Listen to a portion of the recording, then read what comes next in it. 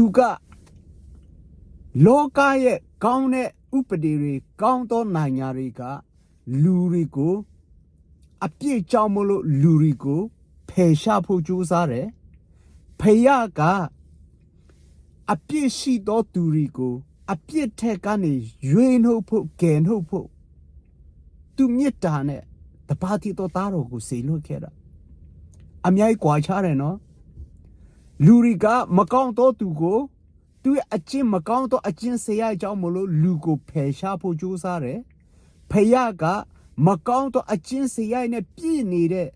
ဖယားစာချေစာညွန့်နဲ့တိုက်လိုက်ဘာမှရစရာမရှိသောသူတွေကိုအဲ့ဒီအပြစ်ထက်ကနေရွေးနှုတ်ဖို့အတွက်ဒီလောကကိုကြွလာတယ်ဘလောက်တော့ကြီးမားတဲ့ချစ်မြတ်တာလဲဆိုစဉ်းစားကြည့်ပါဦးထိုအသက်ရှင်တဲ့ဖယားကခေါ်ယူထူးတဲ့ဖယားဖြစ်တယ်မြင်စားကြည့်လို့ရတဲ့ဖယားဖြစ်တယ်မိတ်ဆွေယနေ့အချိန်မှာတင်းဒီဝမ်းနေနေလားအာညံနေလားအာကိုးစရာမဲနေလားထိုအသက်ရှင်သောဖယားကိုခေါ်ကြည့်ပါထိုဖယားကတင့်ကို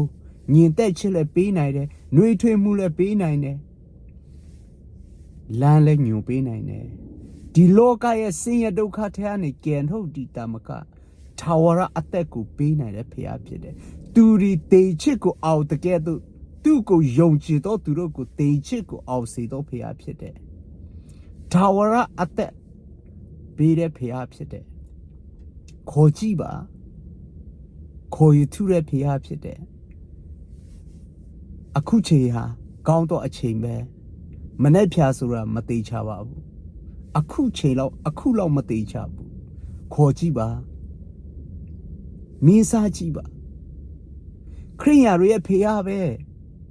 မပြောပါနဲ့မင်းစားကြည့်ပါတင်ဒီမခေါ်ရသေးခေါ်ကြည့်ပါတင်အားငယ်နေလားခေါ်ကြည့်ပါ